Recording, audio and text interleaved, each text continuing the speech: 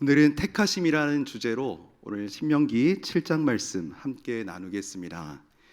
2023년 한 달을 남기고 있고 또 2024년을 한 달을 앞두고 있습니다. 2023년을 마무리하면서 여러 가지 아쉬움과 또 다가올 2024년에 대한 기대감, 그 사이에 오늘을 보내고 있을 듯합니다. 저는 오늘 부산 시민으로 너무나 아쉬운 일이 있었는데요. 아마 우리 모두가 마찬가지일 듯합니다. 우리 부산 엑스포가 오일머니에 밀려가지고 이렇게 선택되지 않았지만 아쉬움이 너무나도 크지만 하나님께서 또 우리 제2의 도시이자 또 우리 옛날에 행정도시였던 우리 대한민국 부산을 하나님께서 또 기대감 있게 사용하시리라 믿습니다. 오늘 아쉬움과 기대감 사이에서 있는 또 한 무리들이 있습니다. 오늘 본문에 모압 평지에 멈춰 서 있는 이들, 어떤 심경일까요?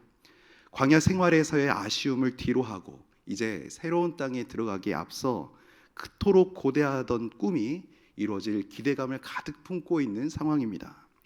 하나님께서 예비해 놓으신 약속의 땅, 그 가나안으로 들어가기 직전입니다. 모압 평지에서 하나님께서 행하실 일들에 대한 기대와 소망들이 가득한 가운데 그곳에서 일어날 일들에 대한 막연한 두려움까지 있을 듯합니다.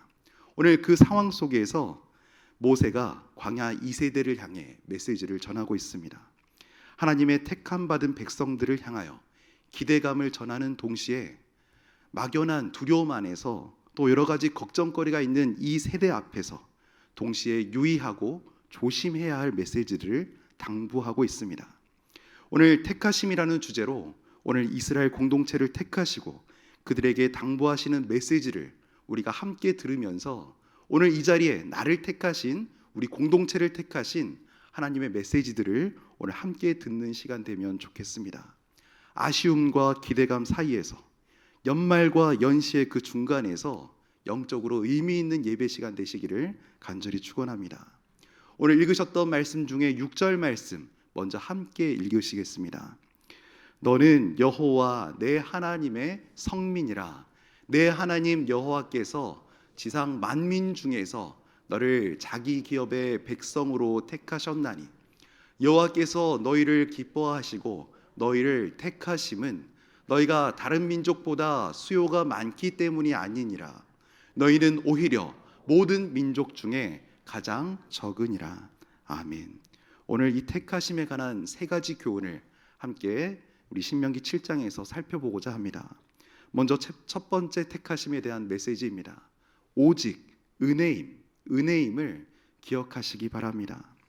오늘 이스라엘 백성들을 하나님께서 성민, 거룩한 백성으로 삼으시고 자기 백성 되게 하셨습니다. 하나님 백성의 특권과 권위, 하나님을 아는 이 놀라운 축복을 주신 것이 무엇 때문입니까?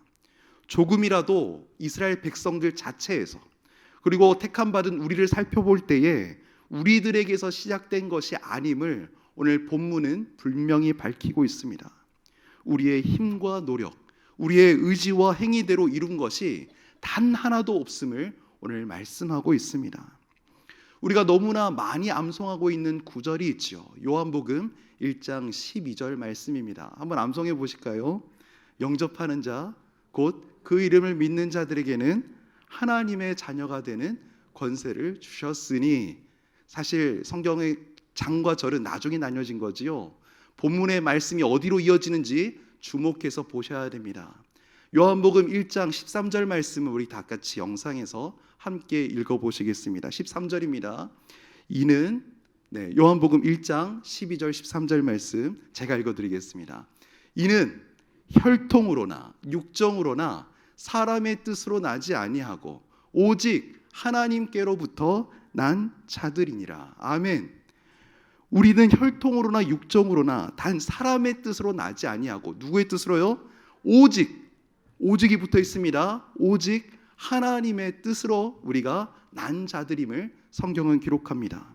같은 맥락에서 야고보서 1장 18절 말씀도 기록합니다. 그가 그 피조물 중에 우리로 첫 열매가 되게 하시려고 자기의 뜻을 따라 진리의 말씀으로 우리를 낳으셨느니라. 아멘. 우리가 된 것, 하나님의 자녀 된 것 누구의 은혜입니까? 전적인 하나님의 은혜임을 기억하시기 바랍니다. 오늘 이 시간 이 자리에 있기까지 지나온 감사의 고백들은 무엇이겠습니까? 올해 한 해를 되돌아볼 때에 어떤 응답들로 지난 추수감사주에 감사를 올려드리셨습니까? 그 무엇보다 우리의 감사 고백 중에 매번 놓치지 말아야 할 감사가 있다면 우리 참으로 연약한 우리가, 죄로 죽었던 우리가 하나님을 알게 하신 것, 이 놀라운 기적에 대한 감사가 매 순간순간 살아 숨쉬는 그때그때마다 이 고백이 넘쳐나시기는 우리 모든 성도 되시길 축복합니다. 우리는 오직 하나님의 은혜로 구원을 받았습니다. 하나님의 전적인 택하심으로 우리의 정체성이 확립되었습니다. 이와 관련하여 찰스 헤던 스펄전 목사님, 이와 비슷한 맥락에서 남기신 메시지를 함께 나누고 싶습니다. 내가 태어나기 전에 하나님이 나를 택하신 것이 참 다행스럽다. 하나님이 내가 태어난 후에 선택하셨다면 반드시 나를 택하지 않았을 것이다. 묵상하시면 묵상할수록 깊이가 와닿는 문장입니다. 하나님께서 그럼에도 불구하고, 그런 나임에도 불구하고 하나님이 나를 미리 예정하여 선택하셨다는 이 놀라운 은혜를 날마다 누릴 수 있기 바랍니다. 그래도 우리 성도님들 중에 이 자존감이 너무나 낮아져서 때로 인생에 닥쳐지는 수많은 환난과 어려움들로 인하여 자꾸 이렇게 묻고 싶어지는 분들 있을 듯합니다. 하나님, 왜 저를 선택하셨습니까? 오늘 본문은 왜 나를 택했는지 분명히 우리에게 그 이유에 대해 밝히고 있습니다. 8절 전반절에 나와 있습니다. 영상의 빨간 글씨를 주목해서 이 대목만 함께 읽어보시겠습니다. 여호와께서 다만 너희를 사랑하심으로 말미암아, 여호와께서 다만 너희를 사랑하심으로 말미암아. 오늘 이미 본문을 읽으셨지만 반복해서 강조하여 계속 나오는 단어, 하나님께서 우리를 사랑하신다는 내용입니다. 독생자 아들을 죽이시기까지 그 사랑을 우리에게 표현해 주시고 그 대가를 치르신 하나님께 우리가 그 어떤 말들을 더하겠습니까? 우리의 의로움이나 충성도나 헌신이나 헌금의 크기나 우리 재산의 정도나 기도의 열정이나 교회 다닌 그 횟수, 그런 걸로 우리를 의롭다 하신 것 아니지요. 그의 기뻐하신 뜻대로 예정하셨습니다. 우리를 너무나 좋아하셔서 사랑하셔서 그의 기뻐하신 뜻대로 우리를 선택하셨다고 성경은 기록합니다. 어떤 조건이나 대가를 따진다면 그것은 사랑이 아니겠죠. 그냥 좋으니까, 사랑하니까 조건 없이 하나님께서 우리를 선택하셨다고 하십니다. 오늘 늦은 저녁이지만 함께 민망한 고백일 수도 있겠지만 또 제가 사목장을 담당했기에 또 한번 이런 고백을 한번 나누시겠습니다. 당신은 하나님의 원픽입니다.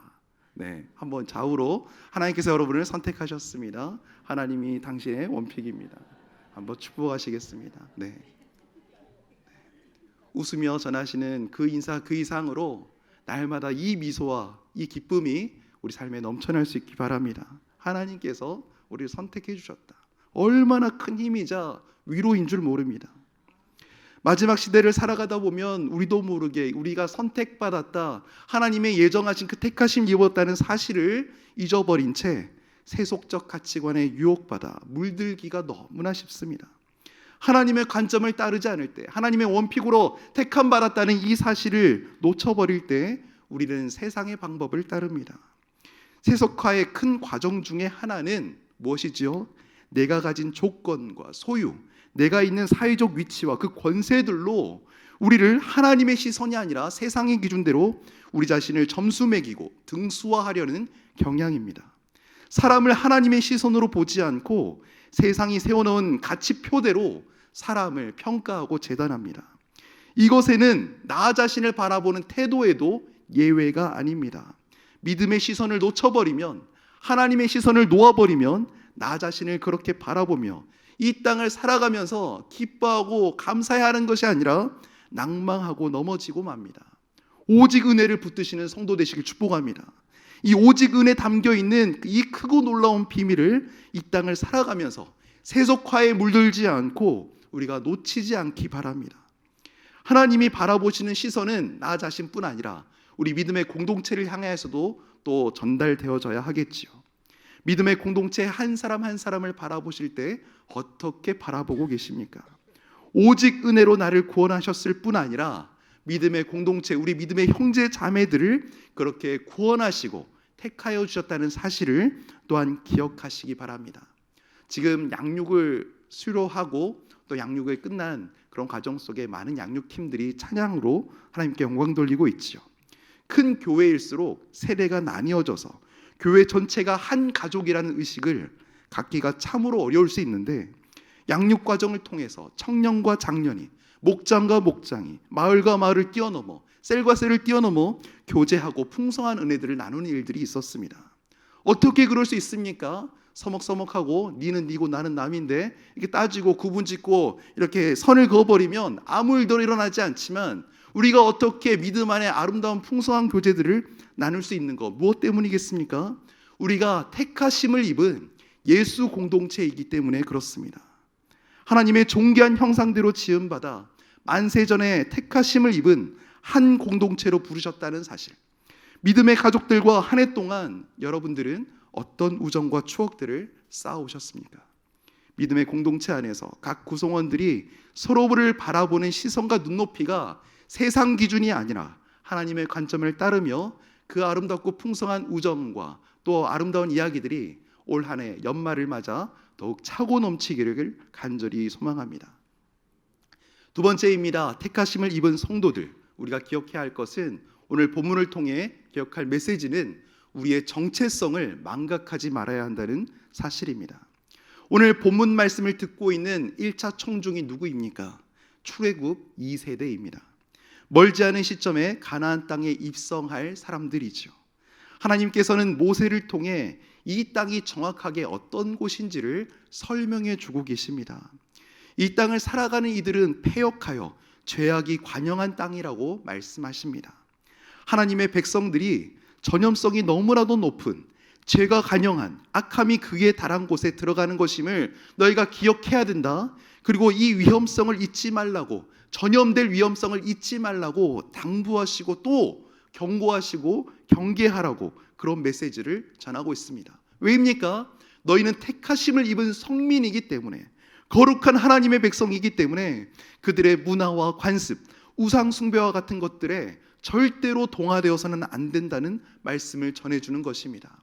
오늘 읽으신 5절 말씀에 그 내용들이 나와 있습니다. 우리 5절 말씀 함께 읽으시겠습니다. 오직 너희가 그들에게 행할 것은 이러하니 그들의 제단을 헐며 주상을 깨뜨리며 아세라 목상을 찍으며 조각한 우상들을 불사를 것이니라. 그냥 우상들 보고 관람하라고 하지 않으셨습니다. 문화체험하고 여행하듯이 그냥 둘러보라고 하지 않으셨습니다. 어떻게 하라고요?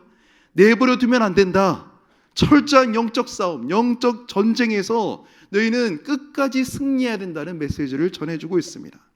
이것은 어떤 의미입니까? 너희의 정체성을 잊지 말고 결단하며 행동할 부분에 대해서 과감히 행동하라는 메시지입니다.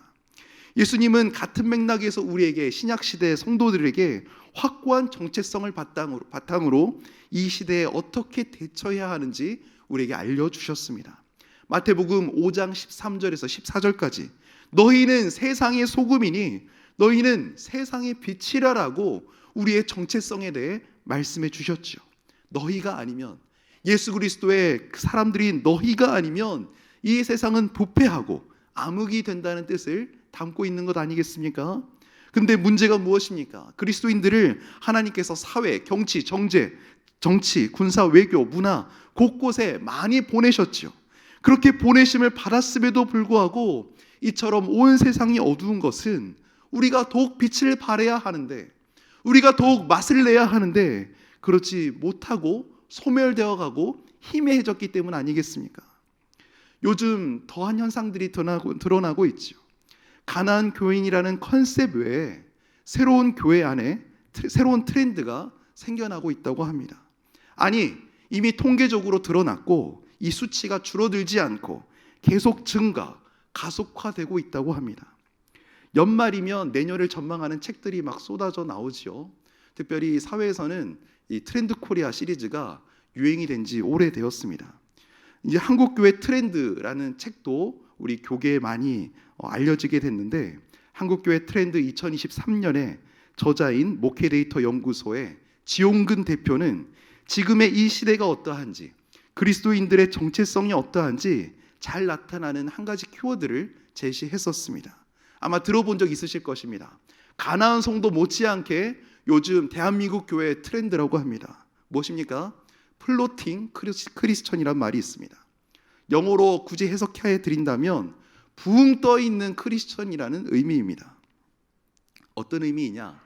코로나19 기간 동안 상당히 많은 크리스천들이 온라인이나 방송을 통해 예배를 드리거나 일시적으로 예배에 참석하지 않고 있는 잠깐 확인되었던 현상인데, 이 현상을 빗댄 신조어로 이 단어를 사용했었습니다. 근데 이 플로팅 크리스천 숫자가 줄지 않고 고정화된 것을 뛰어넘어서 계속해서 이 라이프 스타일을 추구해가는 크리스천들이 많아지고 있다고 합니다.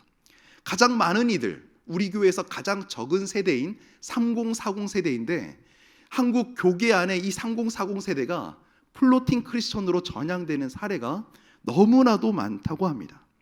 이들은 가나안 성도와는 좀 구분지어 보아야 합니다. 가나안 성도들이라면 우리 너무나 잘 알고 있지요. 거꾸로 말해서 어떤 성도들이에요? 나 교회 안 나가지요. 안 나가 거꾸로 하면 가나안이었습니다. 이 안 나가 성도들, 가나안 성도들은 조금 시니컬하게 부정적으로 교회 공동체를 떠난 이들입니다. 이 교회 공동체에 대해서 부정적인 느낌을 가지고 굉장히 부정적인 비판하는 그런 세력들이었다면, 이 플로팅 크리스천들은 많이 다릅니다. 기독교 정체성을 확실히 가지고 있습니다. 너 종교가 뭐니 물으면 나 크리스천이라고 말합니다. 때때로 기존에 다니던 교회 헌금도 잘합니다. 공동체 소속감도 적지 않게 가지고 있습니다. 그런데 교회론에 있어서, 공동체 의식에 있어서, 예배 드림에 있어서 성경적이라고 표현하기에는 많은 아쉬움들을 가지고 있는 그런 트렌드입니다. 넓은 의미의 플로팅 크리스천들은 여러 교회 예배를 떠돌아다니고 있습니다. 자기가 섬기는 공동체가 유튜브 채널들 우리 많이들 구독하고 계시지요. 유튜브 채널이 많은 것처럼 자기가 모시고 섬기고 있는 교회 공동체와 또 담임 목사님들이 많습니다. 또 자기가 섬기는 그 온라인으로 예배하는 그 공동체가 많고, 또 온라인으로 예배하던 그 패턴들을 이미 고착화되어져서 코로나가 희미해져가는 오늘날까지도 나는 예배드리고 있다고 쉽게 표현하고 그렇게 말하고 있습니다. 물론 이 대목에서 근무 때문에, 상황 때문에, 여건 때문에 피치 못하게 온라인 예배를 드리고 수밖에 없는 그 모든 성도들을 포함하는 그런 컨셉은 아니겠지만, 신앙적으로 분명히 지금의 트렌드라고 읽혀지는 이 부분에 대해 우리는 면밀히 신앙적으로 돌아보아야 할 필요가 있겠습니다. 분명한 것은 이 세대 가운데 이들의 예배와 신앙생활이 코로나 전과 비교해 볼 때에 편리함과 합리성을 쫓아 세속화된 부분들이 분명히 있다는 사실을 우리가 기억해야 할 것입니다. 교회의 공동체성에서 다소 어긋난 부분들이 있음을 우리는 분명히 볼 수 있어야 하고, 아닌 건 아닌 거다라고 우리가 말씀에 입각해서 분명히 전할 부분이 있다는 것을 우리가 기억해야 합니다. 우리가 이런 사람들이 많아지고 있다는 이 트렌드를 기억하면서 이 세대를 또한 어떻게 양육하고 이들에게 복음을 전할 것인가에 대해 우리는 조금 더 신학적이고 신앙적인 심도 깊은 논의들을 우리 하기 시작해야 할 것입니다. 더 나아갑니다. 우리는 하나님의 성민으로, 택한 백성으로 진리의 말씀을 옳게 분별하는 일이 필요합니다. 플로팅 크리스천에 대한 더 연장선상인데요. 요새 AI가 발전하다 보니까 심지어 AI 하나님, AI 목사가 등장했습니다. 공동체를 떠나 자기만의 기준, 자기 신앙을 쫓으려다 보니까 관계를 더욱 힘들어합니다. 최근에 우리 청년 세대에는 전화 받기를 힘들어하는 세대가 그렇게 많아지고 있다고 합니다. 목사님 전화 받기 힘들어요. 문자로 주세요. 이렇게 말하는 세대들, 폰 포비아라고 부릅니다. 이런 세대가 등장을 했는데, 이 AI가 답변해 주는 내용들을 믿고 따르려는 경향이 생겨나고 있다고 합니다. AI들은 자료의 근원이 어디입니까? 떠돌아다니는 인터넷 자료들이죠. 떠도는 수많은 신들의 이야기들을 마치 성경의 이야기처럼, 그 삶을 살아낸 믿음의 사람들의 이야기처럼 그렇게 질문에 대한 응답들로 잘 정리해서 말하는데 진리에 대해서 분별력이 없는 이들은 혹하며 넘어가는 일들이 많다고 합니다. 이 모든 사회 현상들을 보면서 우리가 경계해야 할 것이 무엇이겠습니까? 말씀을 기준으로 믿음의 공동체 안에서 함께 그리스도의 장성한 분량으로 자라가야 한다는 하나님의 말씀에 입각하여 이 말씀의 기준들을 우리가 놓치지 말아야 하겠습니다.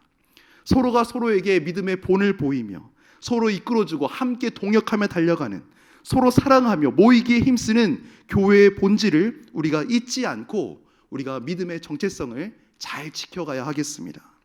신명기에 경계하는 메시지를 통해 우리는 우리의 정체성을 망각하지 말아야 합니다. 마지막입니다. 택하심을 입은 성도들, 우리는 믿음의 규칙들을 따라 행하는 성도여야겠습니다. 오늘 신명기 7장 초반부를 보시면 가나안의 7 족속을 이스라엘에게 붙이시겠다고 합니다. 그리고 그들을 진멸하시겠다고 합니다. 원래 살고 있던 이 7 족속 원주민들이죠. 다른 민족보다 가장 적은 이스라엘이 자신보다 수가 많고 강한 이 족속들을 하나님이 손에 붙여주시겠다고 말씀하시는 것입니다. 세속화에 대해서 계속 말씀하고 있습니다. 택하심을 받은 자가 꼭 기억해야 될 메시지가 무엇이겠습니까? 세상이 아무리 커 보여도 하나님이 우리 손에 붙이시면 능치 못함이 없을 줄로 믿습니다. 세속화는 하나님의 관점이 아닌 이 땅의 관점입니다. 눈에 보이는 것대로 숫자를 따지고 또 비교하고 판단해서 또 주눅 들고 위축되는 것, 이것은 이 땅의 가치관입니다. 택하심을 받은 자는 눈에 보이는 현상, 그 너머를 볼 수 있어야 하겠습니다. 앞에 보이는 AI의 하나님, AI 목회자들, 또 앞에 보이는 여러 플로팅 크리스천들, 그것들이 이 시대를 주류하고 주도하고 앞선다 할지라도 우리의 능하신 우리 하나님께서 행하시면 능치 못할 줄로 믿습니다. 우리는 나 자신의 연약함, 부족함, 상처와 아픔들, 수많은 부끄러움들, 그 모든 것에 발목 잡혀서 우리가 하나님이 택하셨다는 사실을 잊고 살아갈 때가 너무나 많지만 오늘 이 본문의 말씀들을 기억하시기 바랍니다. 하나님께서 우리 믿음의 형제자매, 집사님, 권사님, 장로님들을 사랑하십니다. 세상의 아픔과 상처와 실패 가운데서도 우리를 붙들고 계신 분이 하나님이심을 고백할 수 있습니다. 에스더는 어찌했습니까? 주일 강단 말씀이시지요. 죽으면 죽으리이다. 하나님 앞에 결단하며 도전하며 나아갔습니다. 다윗은 어떻게 했습니까? 이스라엘에서 제일 좋은 갑옷을 사울이 입히려 했지만 그거를 다 해제하고 그 모든 좋아 보이는 그런 갑옷을 다 제외하고 만군의 여호와 이름만 의지하여 그 작은 물맷돌말 가지고 골리앗 앞에 나아가 도전하여 싸워 승리했지 않습니까? 믿음의 성도는 어찌해야 하겠습니까? 내 속에서 역사하시는 능력의 주 예수 그리스도의 이름을 붙잡아야 하겠습니다. 빌립보서 4장 13절 말씀입니다. 내게 능력 주시는 자 안에서 내가 모든 것을 할 수 있느니라. 아멘. 마가복음 9장 23절 말씀입니다. 예수께서 이르시되 할 수 있거든이 무슨 말이냐? 믿는 자에게는 능치 못함이 없느니라 하시니. 아멘. 능력 주신 자 안에서 우리가 능치 못함이 없고 주 안에서 모든 것을 할 수 있다는 말씀을 기억할 때 내 눈에 너무나 커 보이고 덤빌 수도 없고 내가 이길 수도 없을 것만 보이는 그 가나안 7 족속도 하나님께서 붙여주시면 우리가 능히 이길 줄 믿습니다. 여러분의 기도 제목들은 어떠합니까? 그 기도 제목의 크기와 깊이와 넓이는 어떻습니까? 창조주 하나님, 나의 주인 되신 하나님에 대한 그 믿음 안에 그 기도 제목이 실제로 하나님께 올려드려지고 있습니까? 오늘 말씀을 기억하면서 이미 붙이시고 승리케 하셨다. 너희는 두려움을 다 떨쳐버리고 승리하며 나아가라는 이 메시지를 기억하시며 하나님을 신실하게 붙잡고 나아가는 성도 될 수 있기를 축복합니다. 이 대목에서 우리에게 필요한 것이 무엇이겠습니까? 성경에 나타난 순종의 의미를 우리가 기억해야 합니다. 하나님의 말씀이나 음성을 먼저 듣고 그것을 믿음의 행위로 옮기는 것이 바로 순종입니다. 이때 중요한 것은 하나님의 말씀을 옳게 분별하며 그것을 신뢰하고 삶으로 행하는 그것이 바로 순종임을 기억하시기 바랍니다. 택하신 자가 쫓아야 할 믿음의 규칙, 이 순종, 말씀을 옳게 분별할 뿐 아니라 하나님의 선하시고 기뻐하시고 온전하신 뜻을 쫓아 삶으로 행하는 이 순종으로 나아갈 수 있기를 간절히 축복합니다. 오늘 본문 바로 다음 구절에 이스라엘 백성들이 무엇을 염려하고 고민하며 망설이고 있는 것까지도 하나님께서 다 짚어내고 계십니다. 우리 오늘 읽지 않았지만 17절 말씀 우리 같이 한번 우리 찾아서 읽어보시겠습니다. 시작. 내가 혹시 심중에 이르기를 이 민족들이 나보다 많으니 내가 어찌 그를 쫓아낼 수 있으리요 하리라 하는. 하나님은 우리 마음의 근심, 걱정, 염려, 두려움들을 너무나 잘 알고 계십니다. 믿음의 규칙을 잘 지켜 행하기 위해 우리가 다스려야 할 영역이 있다면 바로 우리 마음 아니겠습니까? 찬송가 429장의 가사들, 이 부분을 우리로 하여금 묵상케 합니다. 우리의 마음이 얼마나 취약한지 가사 구절구절에 나와 있습니다. 세상 모든 풍파 너를 흔들어 약한 마음 낙심하게 될 때에, 우리가 욥기를 보면 얼마나 많이 지금 깊이 묵상하고 있습니까? 풍파 오면 우리 흔들릴 수밖에 없고 하나님 바라보지 못하는 우리의 본성 그 자체입니다. 찬송가 9절이 이것으로 끝나지 않지요. 믿음의 규칙을 설명합니다. 어떻게 말합니까? 내려주신 주의 모든 복을 세어보아라. 주의 크신 복을 너가 알리라. 이어집니다. 두려움 없이 항상 찬송하리라. 염려 없이 앞만 보고 나아가라. 오늘 신명기 7장의 1절은 후반부도 그렇습니다. 하나님께서 너를 지금까지 어떻게 인도하셨는가? 올 한 해 11월 마지막 수요 예배에 이르기까지 하나님께서 올해 여러분의 삶을, 지금까지 우리의 인생을 어떻게 인도해 주셨습니까? 그 받은 복을 세어보시는 연말 되시기를 간절히 축원합니다. 본문에서 계속 반복되는 단어와 문구들입니다. 하나님의 율례와 규례와 법도를 지켜라. 선한 싸움을 싸워나가라. 하나님이 함께 하신다 선포하고 있습니다.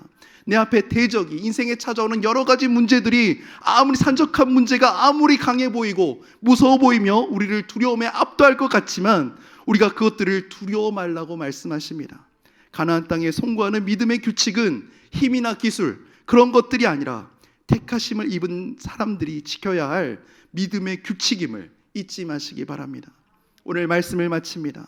신명기 광야 2세대와 오늘 우리를 성민 삼으신 하나님께서 오늘 말씀을 마무리하며 베드로후서 1장 10절 말씀을 우리가 확고하게 붙들 수 있기 바랍니다. 베드로후서 1장 10절 말씀입니다. 다 같이 함께 읽어보시겠습니다. 그러므로 형제들아 더욱 힘써 너희 부르심과 택하심을 굳게 하라. 너희가 이것을 행한즉 언제든지 실족하지 아니하라. 아멘. 한번 더 읽겠습니다. 그러므로 형제들아 더욱 힘써 너희 부르심과 택하심을 굳게 하라. 너희가 이것을 행한즉 너가 언제든지 실족하지 아니하리라. 아멘. 오늘의 말씀의 키워드를 기억하시기 바랍니다. 언제든지 실족하지 아니하기 위하여 하나님께서 우리를 택하셨다는 사실을 붙드시기 바랍니다. 오직 은혜로 우리의 정체성을 기억하시며 믿음의 규칙을 따라 행하시는 성도 되시길 바랍니다. 마지막으로